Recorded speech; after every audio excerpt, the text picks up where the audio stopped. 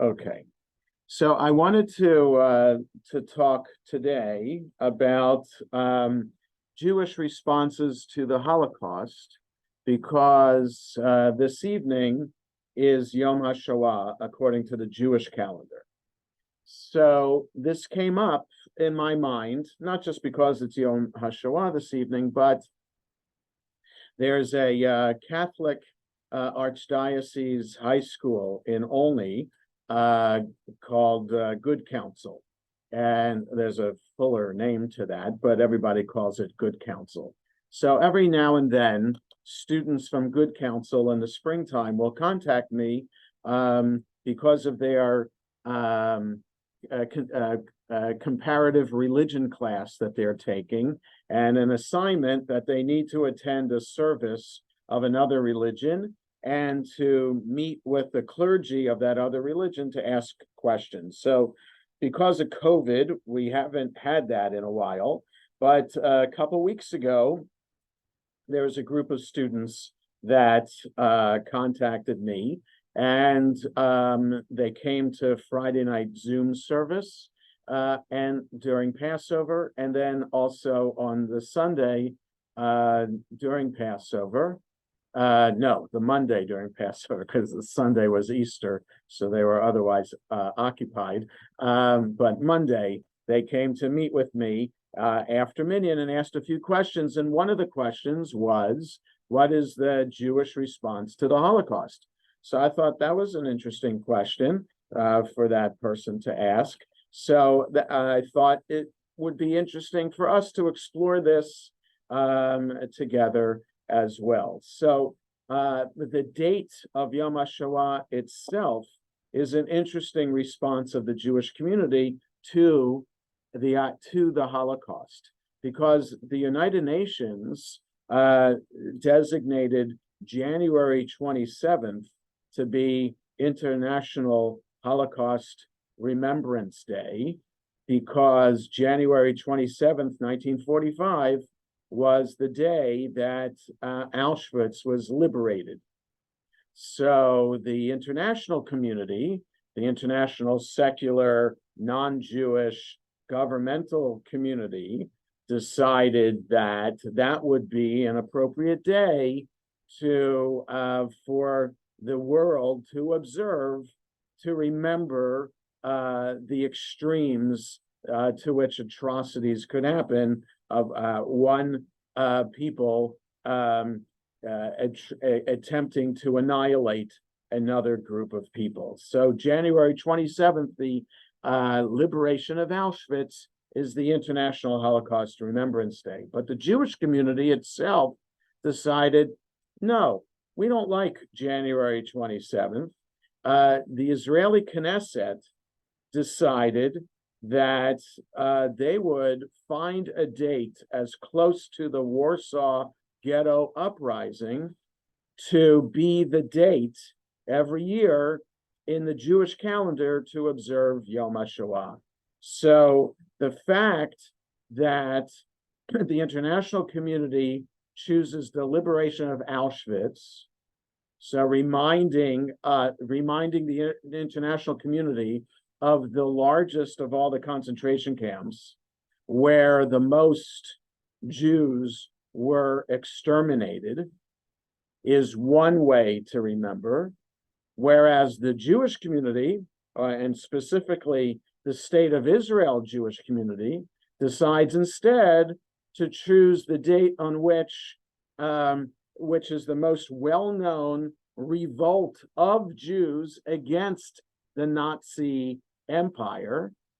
So is it cowering in fear, where the international community chose January 27th, or is it standing up and fighting as the State of Israel chooses? So the 27th of Nisan, which this year is tonight and tomorrow, is that date, because the Warsaw Ghetto Uprising happened during Passover.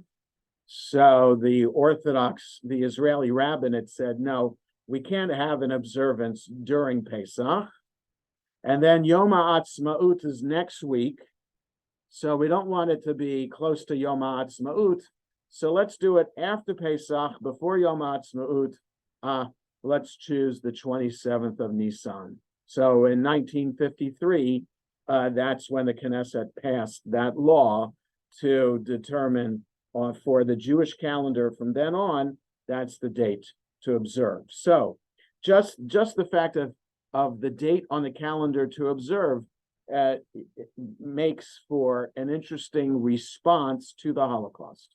And so in one way, the Jewish community has decided to designate the time in which we were able to stand up and fight against the Nazis as the way to mark Yom HaShoah.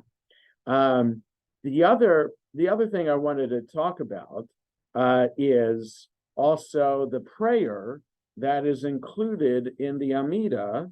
So the Amidah is the central core prayer of the three services that we pray 3 times a day.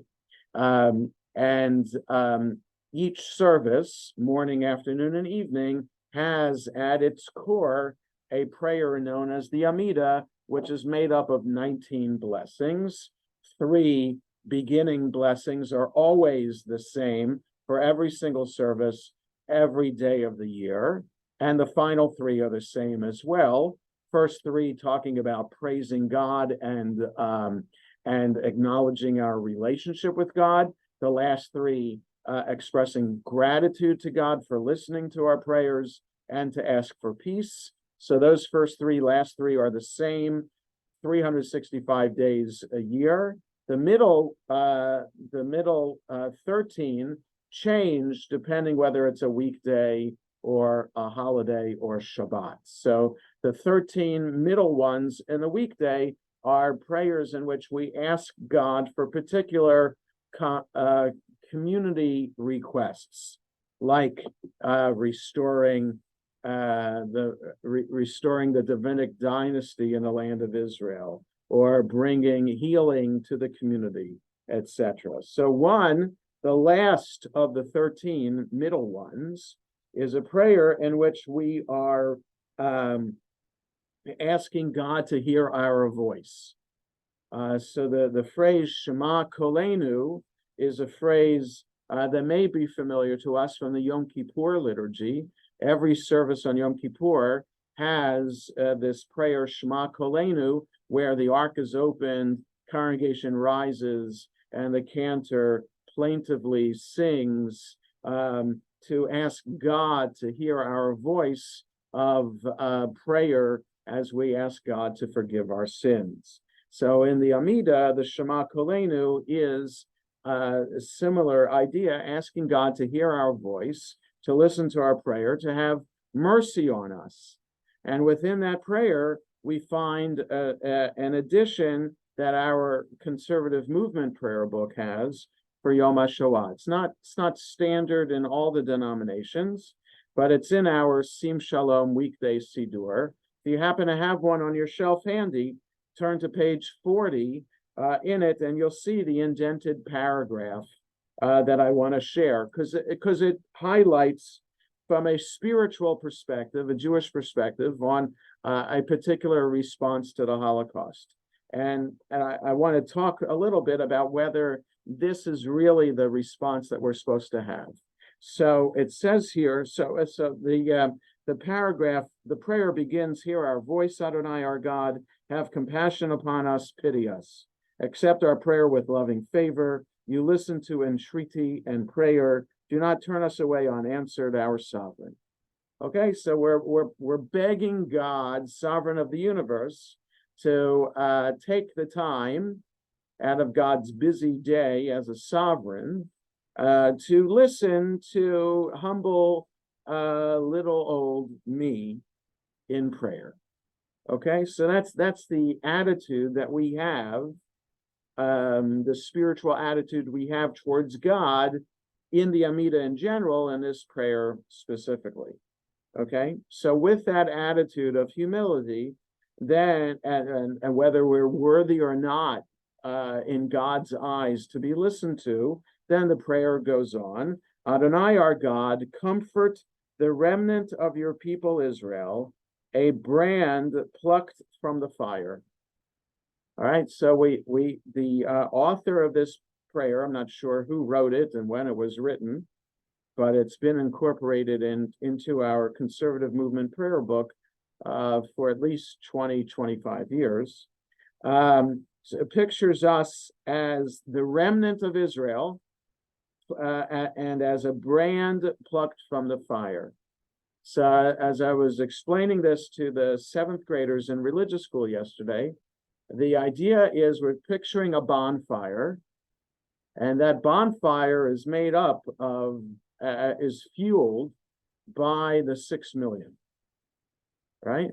And we, those who are left behind, the Jews, the 14 million Jews of the world today that are left, are that log that didn't get burned in the fire, that somehow it jumped out of the fire and was saved from cremation. So that's how the author pictures us today, that we are this brand plucked from the fire that managed then to escape the Holocaust. For a cruel enemy arose to destroy us. So it's interesting that the paragraph doesn't name the enemy, right? In the prayer that we add for Hanukkah and for Purim, Haman is listed and named specifically, and the Greeks are named specifically. But here the Nazis are not named. Just interesting that the paragraph that the author decided not to name. So for a cruel enemy arose to destroy us, to murder every Jew, young and old, women and children, saying, "Come, let us annihilate them, so that the name of Israel might no longer be uttered."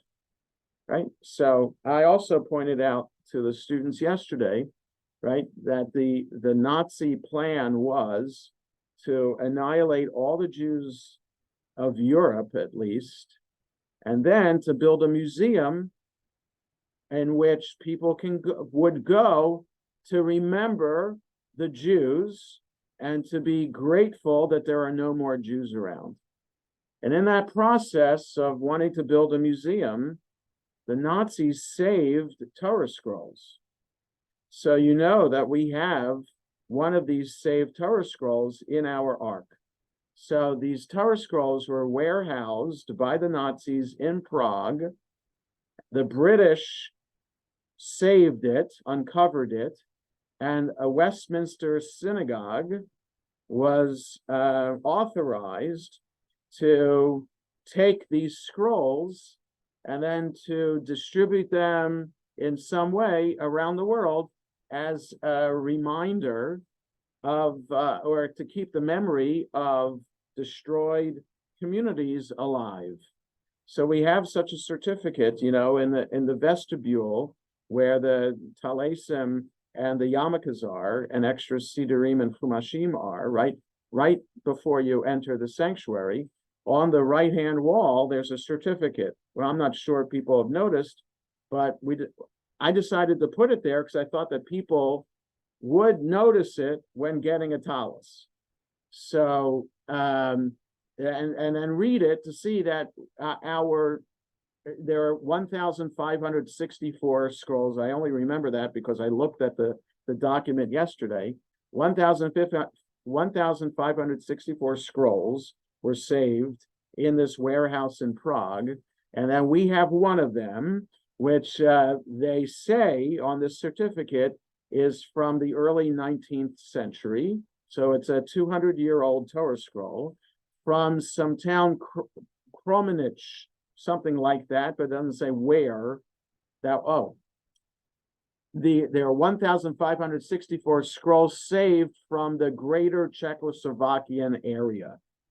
So Kromenich somewhere in Bohemia, Silesia, Moravia, the certificate says, somewhere there. So this is where our Torah scroll in our ark, the one that has the cover that says Zahor on it, with flames coming out of it, on the right-hand side, if you can picture that light brown Torah cover, that's our Holocaust Torah. All right, so so back to this prayer in the Nazis' thinking of wanting to annihilate all the Jews and then create a museum. I just wanted to remind us of that Torah scroll that we have. So the prayer goes on. The waters engulfed us. Our tormentors fed us bitter poison. Right? So we were literally drowning and poisoned to death. Alas, we are undone.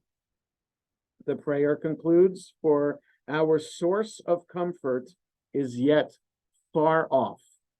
Recalling these things, I weep, but you will not forget us eternally. All right, so the author has us try to be in this mood of feeling despair and feeling uncomforted. In other words, what I'm thinking is that when we think about the Holocaust, we think about God abandoning us. And in a time in which we wanted God most especially to act in history, so is the prayer unique to the conservative movement or more widely used? Lori is asking. I don't know the answer to that question, Lori. I don't know. I'm not that familiar with other prayer books of other denominations. I'm just looking behind me to see if I have the Reform Movement prayer book on my shelf. I don't have the new one. I don't have the new Reform Movement prayer book on my shelf. So Mishkan Tefillah, it's called. So I don't know if it's in there. And there are so many different editions of an Orthodox prayer book. So I don't know if the Rabbi Jonathan Sachs Koren Siddur, which a number of Orthodox synagogues use, I don't know if it has a Yom HaShoah prayer in there that is inserted in the Amida or not, and if it does, whether it's this one. I really don't know. I'm sorry. I did not look up who wrote this prayer. And I'm just looking quickly in the back of this Siddur just to see if it gives an attribution at all to it.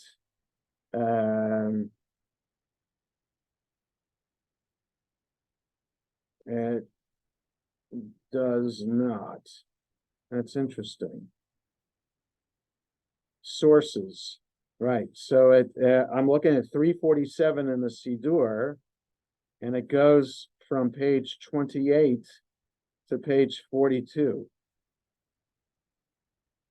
So it doesn't even say who wrote this prayer. So I have to do some more research about it, Lori.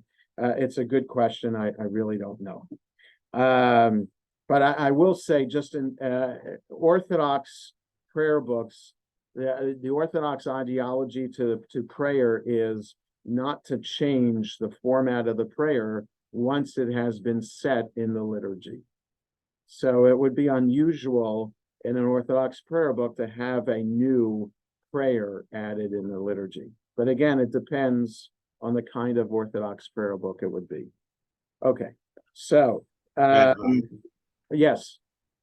You talked about the Jewish people were saying God abandoned Yes. us. What about the argument that the more traditional people say that the Jewish people abandoned God because they were too secular, and this is their punishment? Right. So so that what I was getting at is the theology that this author is presenting, that on the one hand, we're feeling abandoned by God. So are we feeling abandoned by God? We could also be arguing that who are we to question God's actions, and that God chooses to act in the way that God chooses to act, and we should not be so arrogant to think that even in the midst of this greatest calamity to ever befall the Jewish people in the history of the Jewish people, to assume that God would have acted is hubris on our part. It's up to God to act in any way. And then, as Saul is suggesting, there are those arrogant ultra-Orthodox who would say those 6 million Jews deserved it because they were sinners. So those are ultra-Orthodox, and I think they are blasphemous to suggest such a thing. And these same ultra-Orthodox suggest that the citizens of New Orleans deserve to die when Hurricane Katrina came 18 years ago because of the behavior that exists in New Orleans. So any kind of attitude like that is beyond the pale, in my mind, Jewishly. Okay, to say, but so I will let me add on to that by saying in the Bible we have accounts of first the command by God to annihilate the idolatrous inhabitants of the land of Israel. So there's that perspective that the Canaanites deserve to be annihilated because they're idolatrous. And then there are numerous accounts throughout the Bible of such acts of annihilation. So it's the same idea.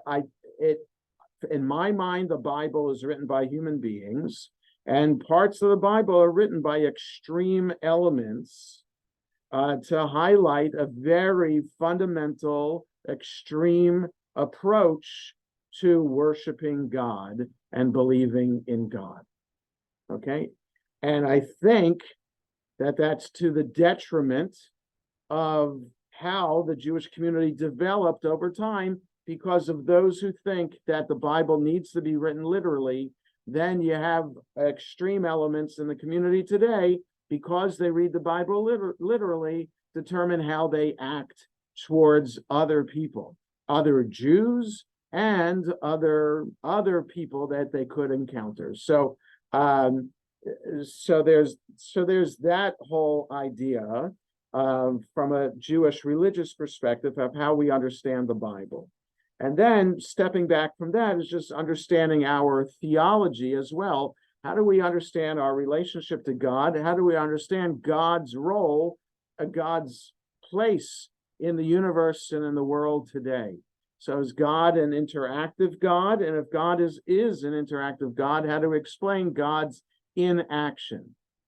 But if we say God is not an interactive God, is not a force that we see actively moving in the world today, but rather a force out there that perhaps set a creative force at one time, a force that kind of works within human beings and within nature to try to bring out the best in everything, then we have a different way of understanding that. That's how I understand God, and it's a different way of understanding than so the Holocaust is an example of the lack of people believing in God in the extreme, and that it's an example of how evil, which in this way we could define as a lack of belief in God, or a lack of well, I would say good versus evil would be: good is seeing God as the driving force to do good and to be good. Evil is the opposite. Either to see God being the driving force to do evil, or to see the lack of God being the leading to people doing evil, leading to anarchy. So when there is no God, we have the threat of there being eventually a Holocaust. When man does evil to his and her fellow man. So that perhaps is what the author is trying to have us feel in a spiritual way, a response to the Holocaust, this time of great calamity for the Jewish people, a great despair for where is God. And recalling these things, the prayer concludes, we weep, but you will not forget us eternally. So we hope, this is an expression of hope that even though it may have seemed as if God had forgotten us between 1939 and 1945, that we hope that God really did not forget us. And one might argue, perhaps God showed that God did not forget us with the establishment of the state of Israel 3 years later. Some people make that connection, which leads us now to discuss more about how we understand our relationship to the Holocaust today. And in other words, is our Jewish identity predicated on the Holocaust or not? There are some people today. I was looking online earlier this morning. American Jewish response to the Holocaust. Nothing really came up. I mean, there are books, and I wasn't looking at the books, but I was thinking about what maybe there was something in a Pew Research study about Jews in the Holocaust. And there was something about Americans. The Pew Research Center that often does research studies and polls, surveyed the American community at large about the Holocaust, what they knew about the Holocaust. So it seems clear from these surveys that the American Jewish community is the most well-educated about the Holocaust. That 90% of the American Jewish community knows when the Holocaust happened, how many people were killed in the Holocaust, other basic facts like that, whereas only up to 60% of the general American population know anything about the Holocaust. So there's a great divide there. To explain it, it might require a whole other kind of survey to understand that. But when I lived in Massachusetts for 5 years, the Massachusetts state curriculum for its public schools had the Holocaust as part of the curriculum.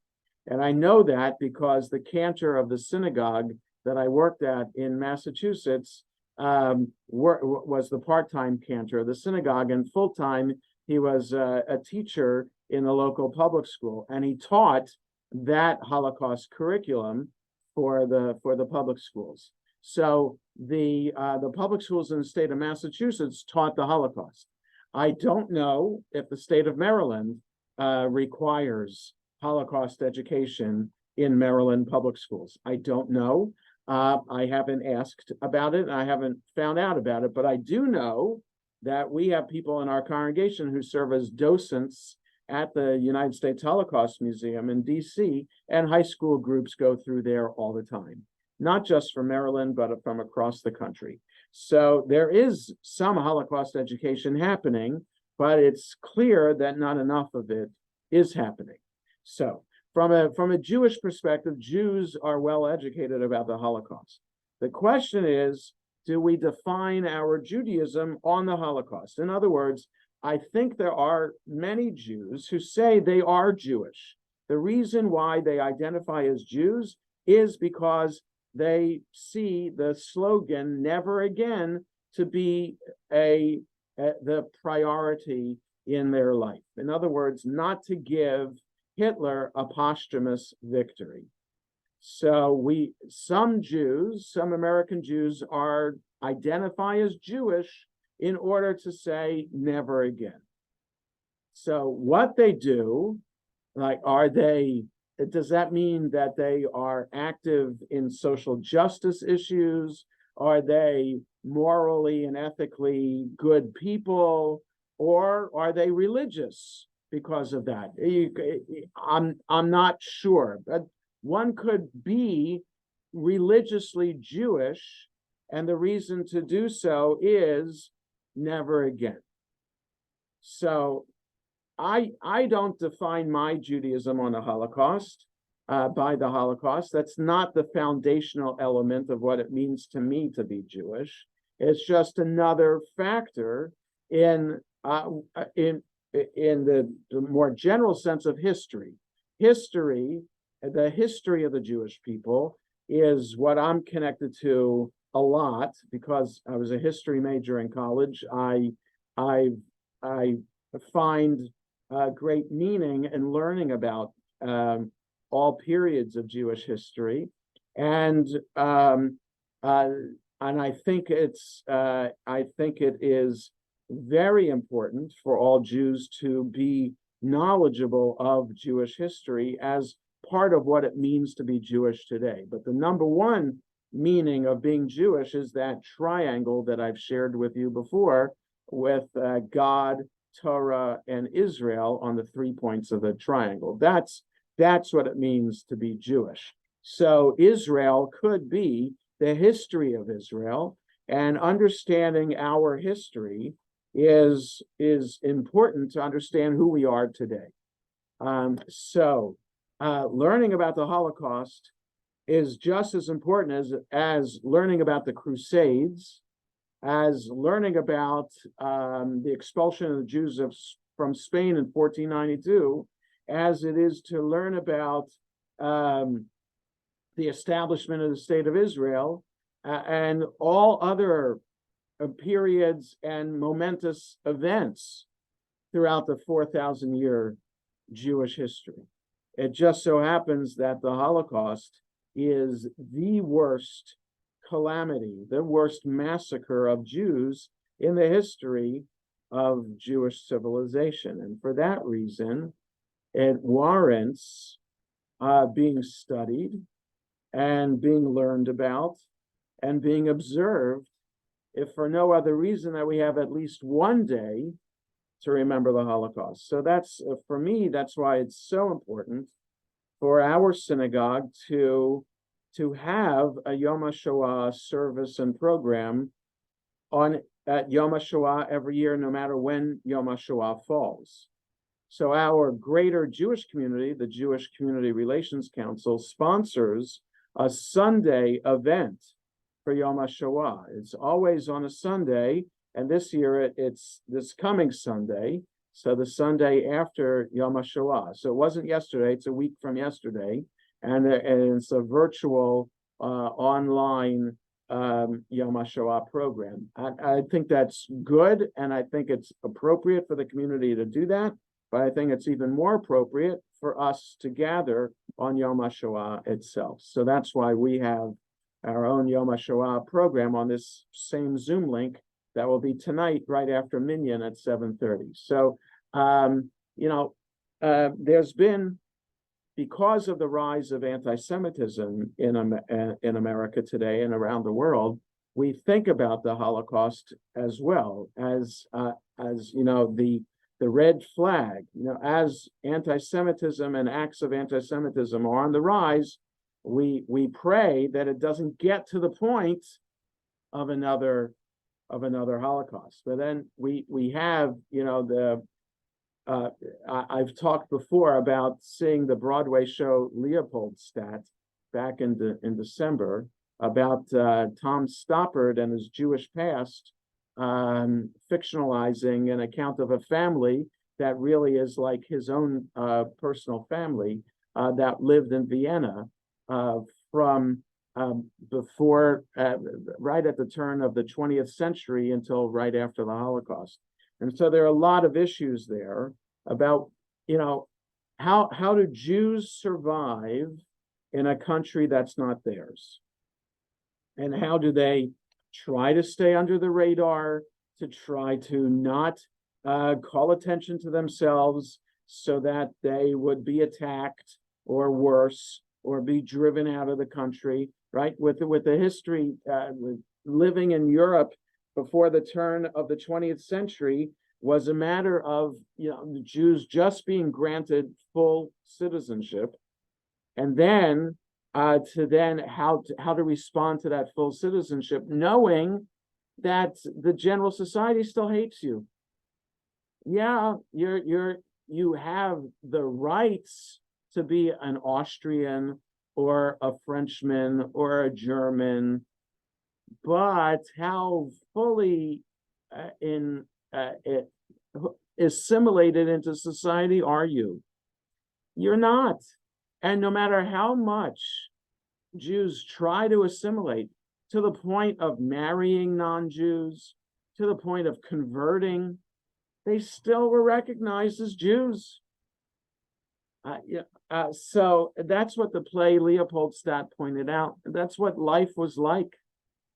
Gustav Mahler only achieved his position as the head of the Viennese Opera after he converted.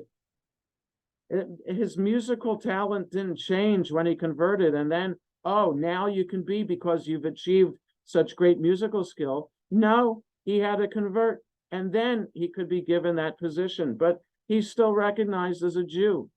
Mendelssohn before, the composer,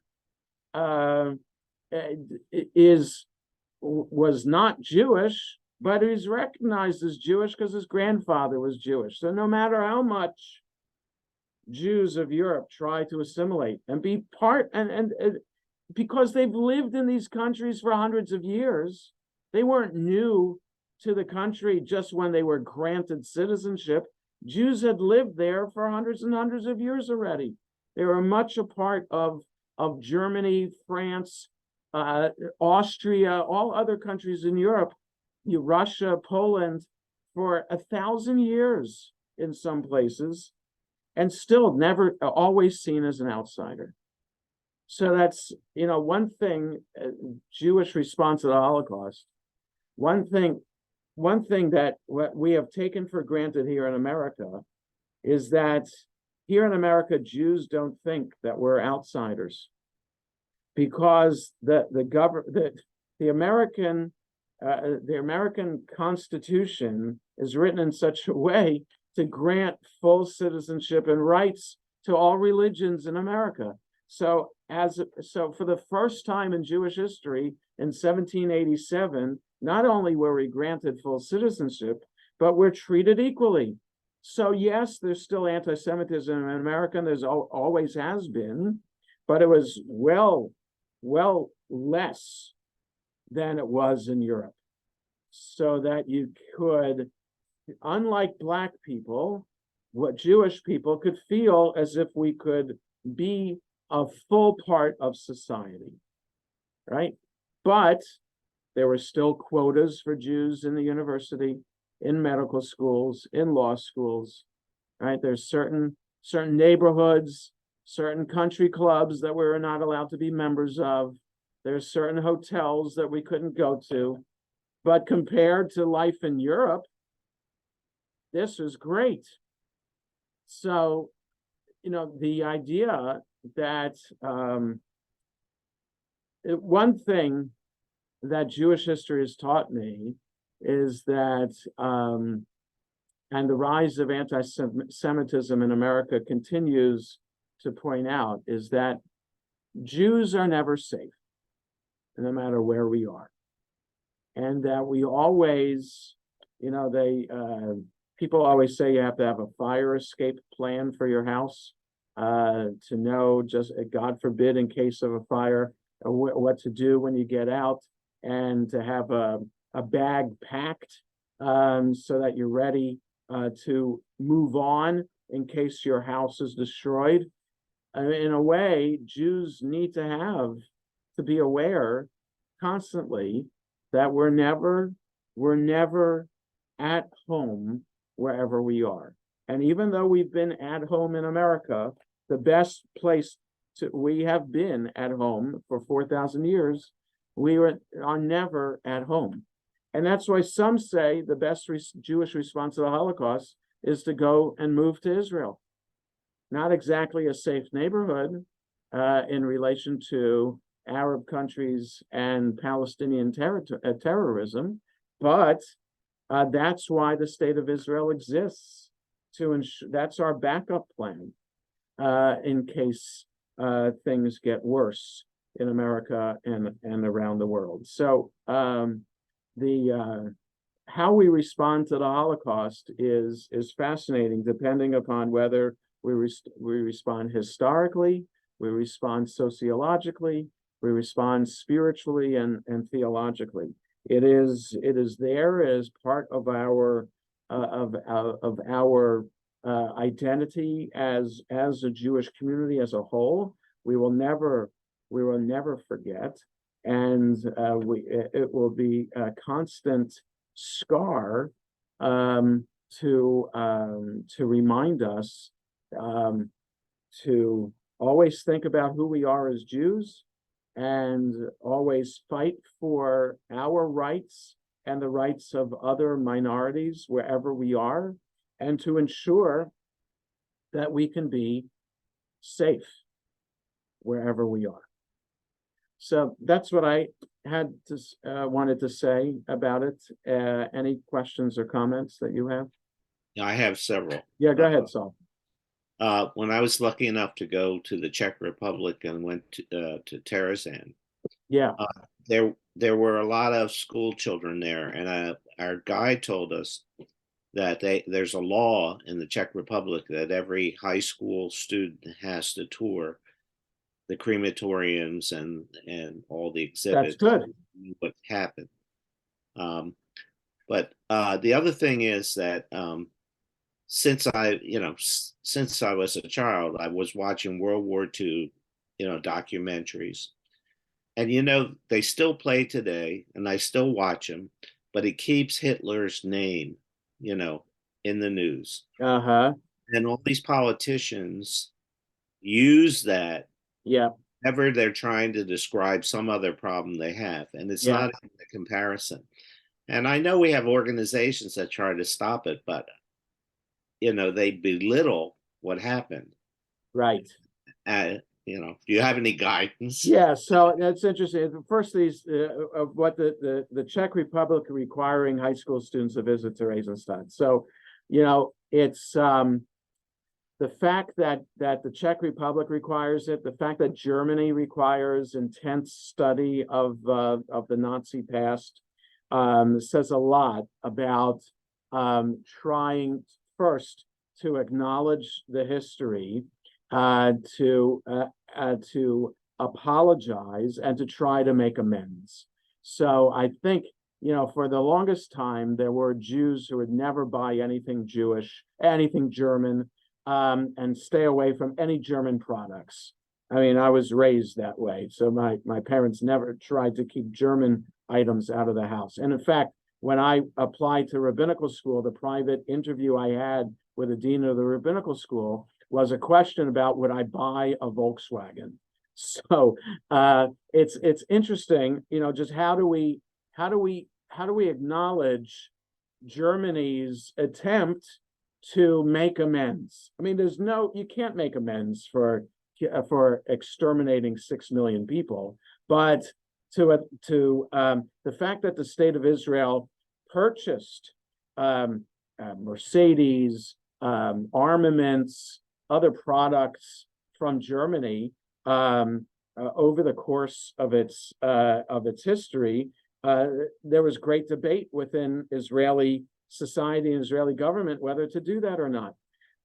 So the fact that they do it, I think, is important that they do, and that Germany pays a restitution, a pension to Holocaust survivors, and that's counter to what France does, right? France has had just as much of a role in the Holocaust, right, in allowing, right, the Vichy government and sending French Jews to concentration camps, and they've never acknowledged it in any real way, and they've never apologized for it. So it says a lot about then the society subsequently to that. So I just wanted to say that it's important.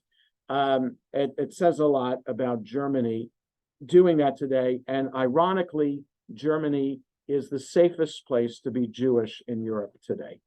And it doesn't have the largest Jewish population in Europe, but it's the safest Jewish population in Europe. And in fact, there are many Israelis who have a German passport just in case anything happens. I'm laughing, I shouldn't laugh, and just in case anything happens in Israel. Now, keeping Hitler's name in the news, it's interesting. The fact that the prayer doesn't mention Nazi in it or Hitler is this idea. How do you? And it relates to, the commandment on the Shabbat before Purim, where we read from the Torah to remember what Amalek did and to blot out its name. Don't forget. So it's like impossible. How do you follow that commandment? Blot out its name and don't forget. Well, you either blot out the name or you don't forget.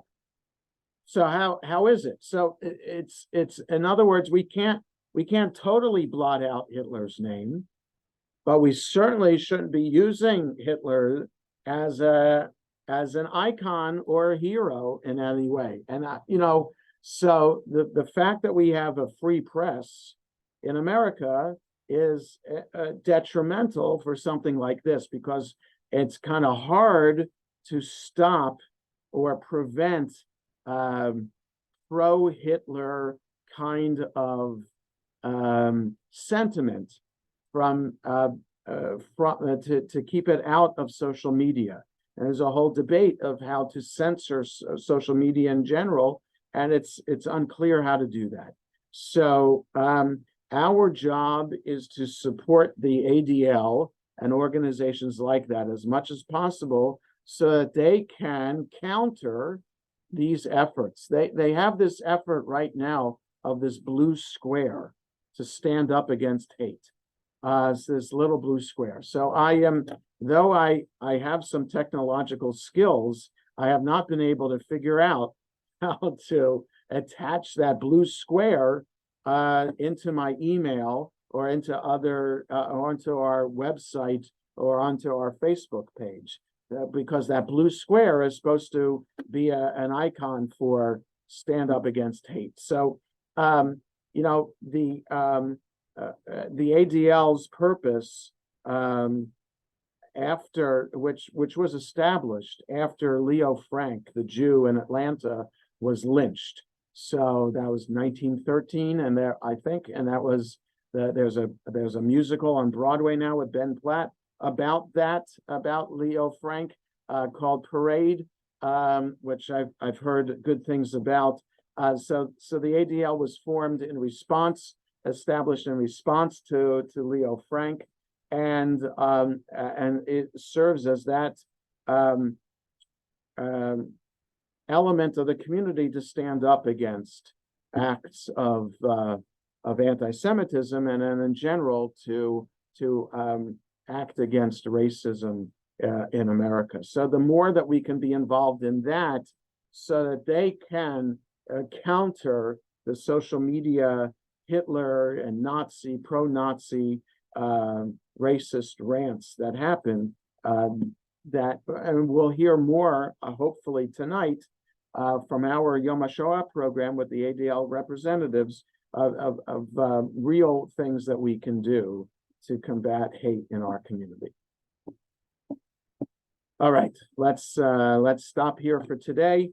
Wish everybody a good rest of the day, and hopefully you'll join us on the Yom HaShoah program tonight, this very same link, and see you next Monday for Jews. Yom Shabbat. Have a good Thank you.